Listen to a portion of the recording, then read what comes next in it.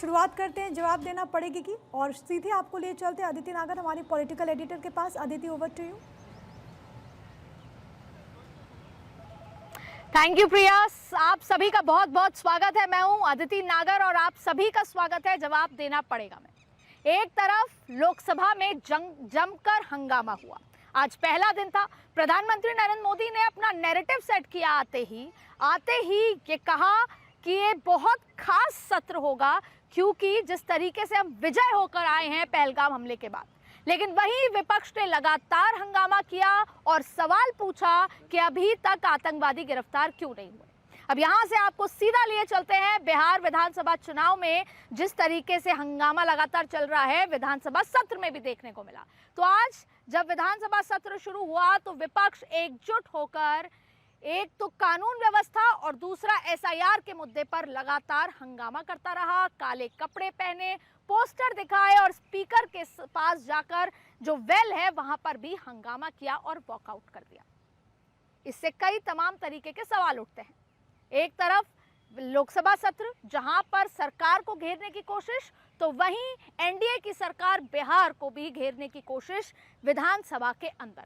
तो सवाल यह है कि जिस तरीके से कानून व्यवस्था को लेकर और एसआईआर के मुद्दों पर लगातार विपक्ष घेर रहा है, उन सभी सवालों का आज जवाब और इस चर्चा में लेंगे। मेरे साथ कई गेस्ट मौजूद हैं, लेकिन सवाल क्या है? कानून व्यवस्था पर जनता का असंतोष है और आए दिन बढ़ती आपराधिक घटनाएं हैं। एसआईआर पर सरकार की स्थिति स्पष्ट नहीं है। ऐसे तमाम सवाल, लेकिन उससे पहले सुनिए ये सारी बातें। तो अपराध पर घेरने का काम करेंगे और बहुत से मुद्दे हैं बिहार में जो उसको घेरने के लिए पर्याप्त है, क्योंकि ये सरकार नाम का कोई चीज नहीं है। बिहार में ही नहीं, देश में लोकतंत्र नहीं है और लोकतंत्र बहाल हो, इसके लिए हम लोग आंदोलन करने का काम करेंगे। सदन और सदन के बाहर में भी मामले को उठाने का काम करेंगे। एकदम बीजेपी के लोग अपराध करवा रहे हैं और निश्चित रूप से ये लगता है कि राज करना चाहते हैं कि बिहार में राज हो। अब सपना छोड़ दीजिए, बिहार में महागठबंधन की सरकार होगी, तेजस्वी प्रसाद यादव के नेतृत्व में सरकार बनेगी, तेजस्वी यादव मुख्यमंत्री बनेंगे, इसलिए जनता ने तय कर दिया। कहा नहीं जवाब होगा। अब कोई शीशा में बंदूक और राइफल का नली निकाल के कोई घूमता है गाड़ी में, कोई काला शीशा लगा के घूमता है। संगठित अपराध है, नरसंहार हो रहा है, अपहरण हो रहा है, छिटपुट घटना हो रही है। सरकार त्वरित कार्रवाई करती है, 24 घंटे के अंदर में रिजल्ट आता है, परिणाम आता है कि सत्ता के संरक्षण में अपराध हो रहा है। ऐसा नहीं हो रहा है।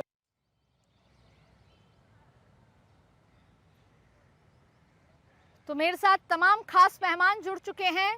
मेरे साथ हैं ऋषभ तिवारी, बीजेपी स्पोक्सपर्सन, साथ में अंश वत्स है, कांग्रेस के स्पोक्सपर्सन, उसके बाद बादशाह आलम है आरजेडी के। आपका स्वागत है सभी का। मनोज दास मनु जेडीयू लीडर हैं और मुकेश कुमार मीना फॉर्मर डीजीपी भी मौजूद हैं। आप सभी का बहुत बहुत स्वागत है। सर, शुरुआत करूंगी मैं सबसे पहले ऋषभ तिवारी से।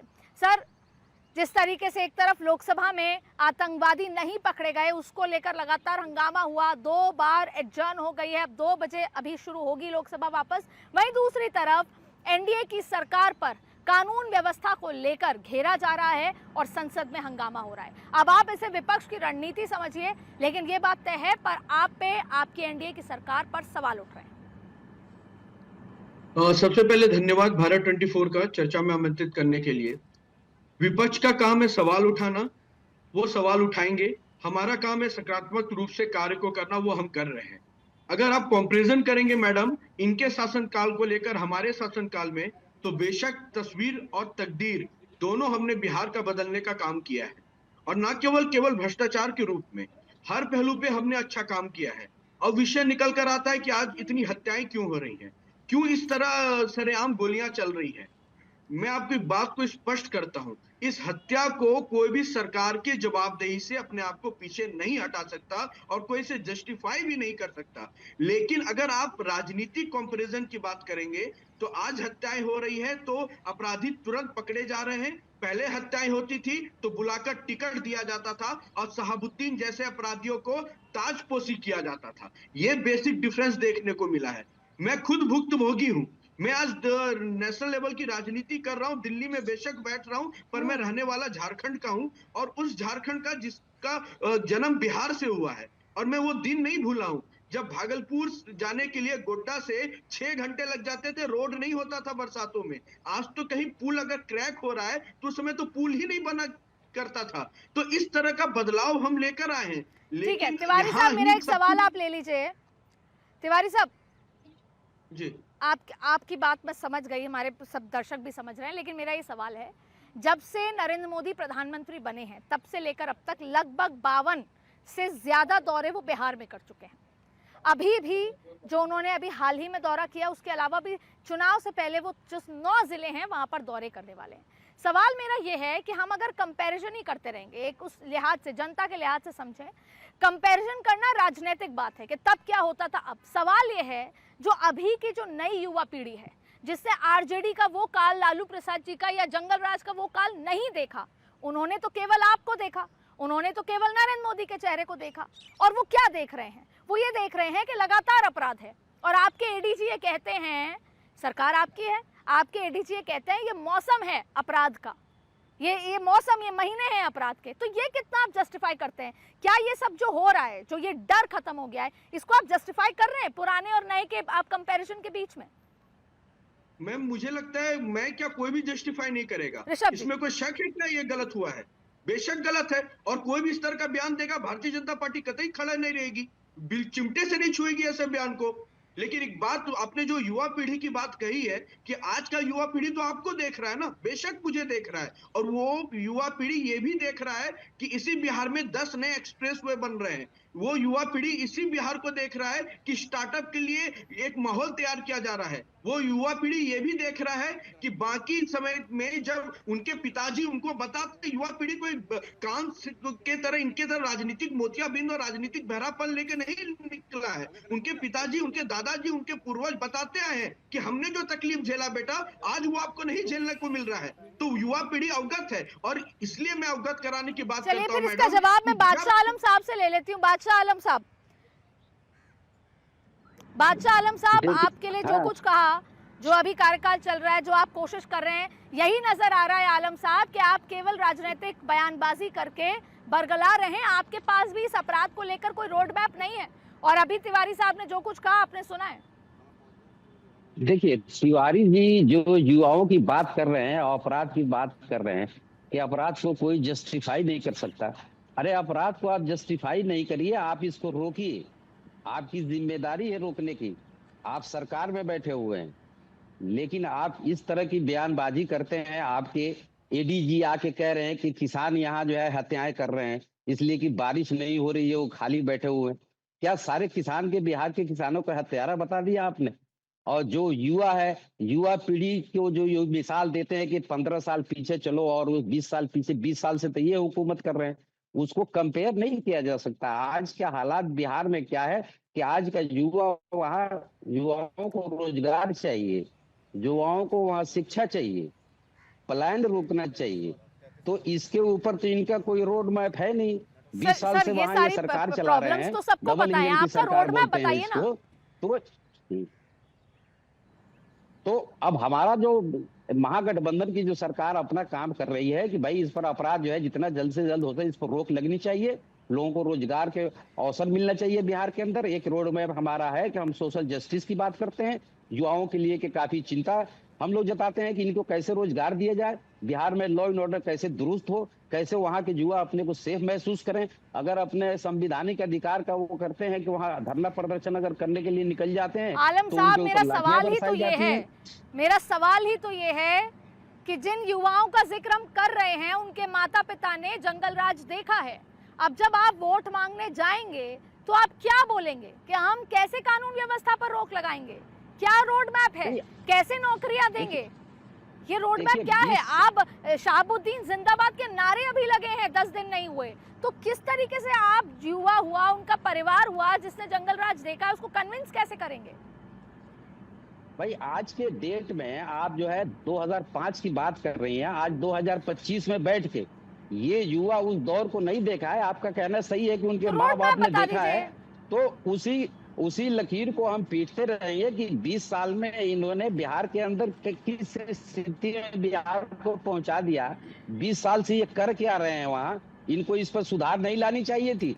अगर उसको ये जंगल राज बताते हैं तो आजकल के तो घटनाओं को देख के लगता है कि महा जंगल राज चल रहा है बिहार के अंदर। आए दिन पारस जैसे हॉस्पिटल में किस तरह के वारदात हो रहे हैं। बिहार का कोई जिला खाली नहीं है जहाँ के मर्डर न हो रहा हो। ठीक है, तो ये आपके आरोपों का मैं जवाब मनोज जी से ले लेती हूँ। मनोज दास जी, मनोज दास जी कहाँ है मुख्यमंत्री साहब? मनोज जी, क्या सरकार और पुलिस प्रशासन के बीच तालमेल खत्म हो गया?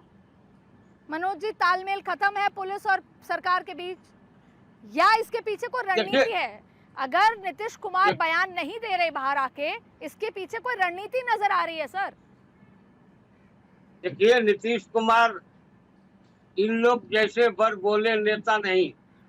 आज तक आप नीतीश कुमार जी की कोई बात नहीं सुनी होगी। नीतीश कुमार जी एक्शन में विश्वास रखते हैं। नीतीश कुमार जी टीवी और मीडिया के सामने आकर कभी भी कोई बात नहीं करते हैं। जब वो एक्शन में आते हैं और एक्शन उन्होंने दिखाया, आज जिस पारस हॉस्पिटल की ये बात कर रहे कब थे, सर, कब दिखाया एक बार सर? भी एक बार एक्शन दिखाया तब ना। सरकार अगर एक्शन में आई, अपने अधिकारियों को फटकार लगाई या उनके साथ बैठक की, उनको दिशा निर्देश दिया क्या करना है, यही ना मुख्यमंत्री जी का एक्शन होता है। और मुख्यमंत्री जी ने एक्शन पर आए नहीं ना सर, मनोज जी यही तो गलत बात है। एक्शन होता है कि अपराध रुके, डांट फटकार एक्शन नहीं होता है, यही तो बात है। एक्शन होता है कि कल से अपराध ना हो, रोज नए अपराध, रोज नए अपराध सर। एक्शन होता तो अपराध पे लगाम लगती, अपराधी पकड़े जाते। देखिए अदिति जी, कौन किस केस का अपराधी गिरफ्तार नहीं है, ये जरा हमको आप बता दीजिए। अगर आप अदिति जी, आप सर अपराधी गिरफ्तार होता है और कल दूसरा अपराध हो जाता है। नहीं, अब दूसरा अपराध हो जाता है। देखिए, मैं आपकी जुलाई की बात करें तो 55 से ज्यादा हत्याएं हो गई हैं सर। 55 से ज्यादा हत्याएं हुई हैं अदिति जी। मैं आपकी बात को अस्वीकार नहीं कर रहा हूँ, लेकिन 55 हत्याएं की आप बात कर रही हैं। उस हत्याएं का ट्रेंड आप देखिए। भाई ने अपनी बहन को मार दिया, बेटी ने अपने बाप को मरवा दिया, प्रेमी ने मिलके अपने पत्नी को मरवा दिया। तो इस ट्रेंड, उसके बाद भी अगर इसकी जानकारी श्रेणी में नहीं मानते? नहीं, मैं कह रहा हूँ ना कि अगर इसकी भी जानकारी हॉस्पिटल के अंदर बेनकाब गुंडे घुसते हैं, वो अपराध नहीं है। बेनकाब पुलिस अगर कहे कि ये मौसम है अपराधियों का, तो ये गलत बात नहीं है। नहीं, उनके बात को सारे लोगों ने कंडेम किया और उन्होंने भी गलती मानी है बिहार के जनता से। अदिति जी, ऐसी बात नहीं है। लेकिन जिस हॉस्पिटल के भीतर में आप कह रहे हैं, भीतर बिहार पुलिस का जाने का नहीं है। बिहार के कोई पुलिस अधिकारी ऊपर नहीं जा सकते। लेकिन घटना होने के 24 घंटे के भीतर हमने अपराधियों को खोज निकाला कि नहीं निकाला, कलकत्ता तक जाके, बंगाल तक जाके, तो हम कैसे मान लें? ठीक है, मैं अंशवत साहब से आपने जो सफाई दी है, आपके सहयोगी से इस पे ले लेती हूँ। नहीं, आपने सफाई दी है अंशवत साहब, कांग्रेस में उनसे कमेंट सफाई नहीं दिया है। नहीं अदिति जी, मैंने सफाई नहीं दिया है। हमारी पुलिस ने काम की है, ये हम आपको बता रहे हैं सर। ठीक है, तो अंशवत साहब देखिए, 2020 में जब आप आरजेडी के साथ गए तो उस मैंडेट को नकार दिया पब्लिक ने। अब कोई बिना किसी उसके साथ जा रहे हैं, आप देखिए, आप आरजेडी का मैं जिक्र कर रही हूँ, आरजेडी का कोई प्लानिंग नजर नहीं आ रही। कांग्रेस की भी अपराध खत्म करने, कानून व्यवस्था ठीक करने की कोई प्लानिंग नजर नहीं आ रही। आपने सुन लिया कि जेडीयू के प्रवक्ता क्या कह रहे थे, आपका क्या टेक है सर? मैं यहाँ पे एक चीज कहना चाहता हूँ। देखिए, सच्चाई ये है कि यहाँ पे कितनी भी यहाँ पे स्पष्टीकरण देने का काम कर लिए एनडीए के जितने भी हमारे यहाँ पे बैठे हैं, चाहे बीजेपी के हों चाहे जेडीयू के हों, लेकिन की तस्वीर उन्होंने बदली है, अपराध उन्होंने रोकने का काम किया। लेकिन मैं यहाँ पे सवाल पूछना चाहता हूँ बदले में, क्या यही आप जवाब उस बिहार में गया के उस बुजुर्ग परिवार को दे सकते हो जिनकी हत्या कर दी गई है कल ही?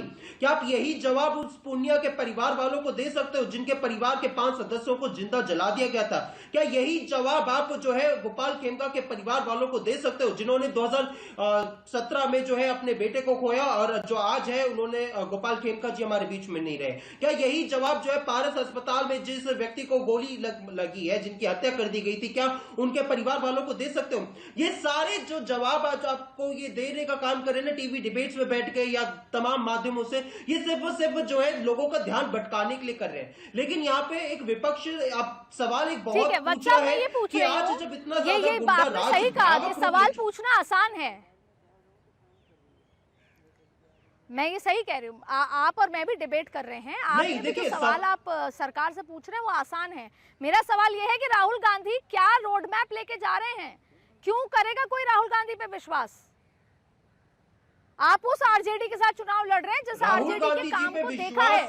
हालिया में शाहबुद्दीन जिंदाबाद के नारे लगे हैं, तो क्यों कोई राहुल गांधी पे विश्वास करेगा? राहुल गांधी जी की बात पर विश्वास इसलिए बिहार की जनता करेगी क्योंकि राहुल गांधी जी जो कहते हैं वो राहुल गांधी जी करते हैं, और ना केवल वो करते हैं अपितु एनडीए गठबंधन जो है उनको भी मजबूर करते हैं कि वो लोग जो है उसको करें। हमने कहा था कि हम लोग जाति जनगणना करवाएंगे, तो हमने जो एनडीए के माध्यम से करवाया। आपने यहाँ पे कहा कि बीजेपी की प्रवक्ता कह रहे थे कि आज का युवा देख रहा है बीजेपी को, उसको पुराना काल जो है वो याद नहीं है।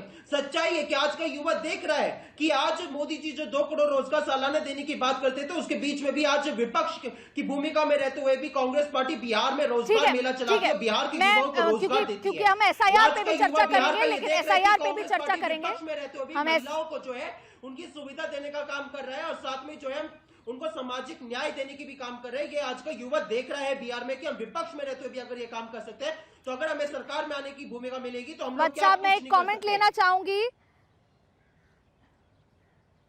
मैं एक कमेंट मुकेश कुमार मीणा साहब से लूंगी, उसके बाद मैं एसआईआर पे आऊंगी। सर, आपसे ये समझना है, आपने लंबे समय काम किया है, ये जो अपराध बढ़ने का जो कारण है इसकी क्या है?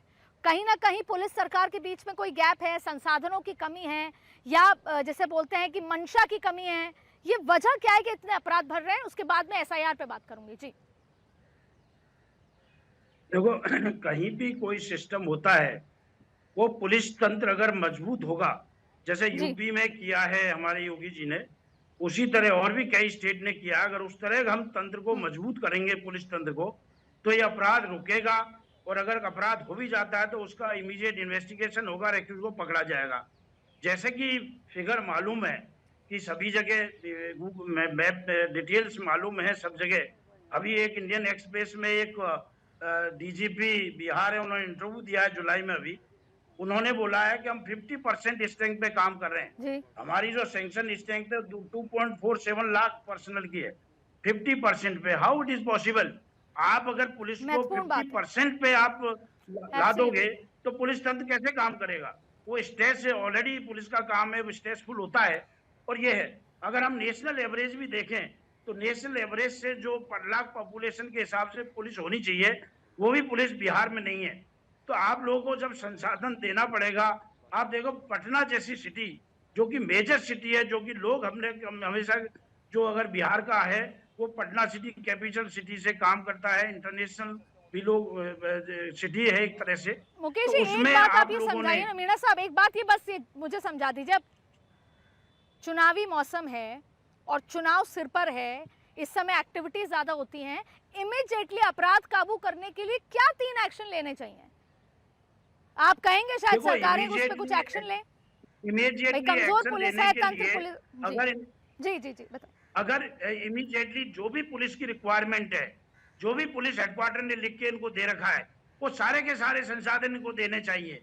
क्योंकि एक पॉलिटिक्स एक अलग चीज है, लेकिन प्रोफेशनल तो जब ही काम करेगा। आप मैन पावर दोगे, अगर वहाँ रिक्रूटमेंट चल रहा है तो रिक्रूटमेंट को एक्सपेडाइट करें और इमीडिएटली रिक्रूटमेंट चले। प्रमोशन अगर बाकी है तो प्रमोशन करें। रिक्रूटमेंट अगर व्हीकल्स रिक्वायरमेंट तो इमीडिएटली फुलफिल हो सकती है, क्योंकि व्हीकल्स की जब तक व्हीकल्स प्रोवाइड नहीं करोगे प्रॉपर्ली, उनको मूवमेंट नहीं होगा, पेट्रोलिंग नहीं होगी, पुलिस पर्सन की इफिशियंसी इंक्रीज नहीं होगी। तो इमीडिएटली इलेक्शन से पहले ये तो करना ही पुलिस को चाहिए, क्योंकि जब तक संसाधन नहीं होंगे, आप इलेक्शन हो चाहे बिना इलेक्शन हो, पुलिस का सिस्टम सही नहीं हो सकता।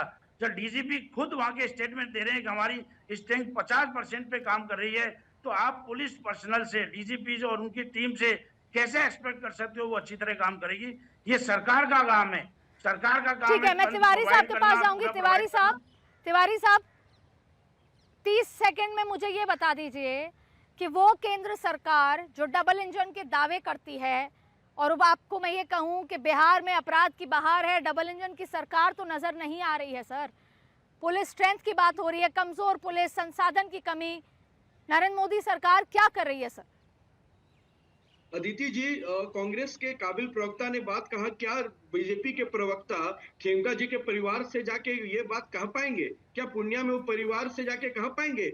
हम क्या कह रहे हैं और क्या बता रहे हैं वो बिहार की जनता, देश की जनता देख रही है। लेकिन मैं कांग्रेस से सीधा पूछता हूं, क्या कांग्रेस सिख दंगों के परिवार के साथ जाके आंख में आंख मिला पाएगा? क्या कांग्रेस उस युवाओं के से आंख में मिला पाएगा जिनके भविष्य को काला उन्होंने आपातकाल में किया? क्या कांग्रेस उन आरजेडीओ के साथ जाके पूछ पाएगा जिसकी हत्या शहाबुद्दीन के गुर्गों ने की? क्या कांग्रेस उन माताओं से पूछ पाएगा जो शाम 6 बजे के बाद बिहार से बाहर नहीं निकल पाते थे? क्या ठीक है, आपका जवाब ले लेती हूँ आपका। बिहार से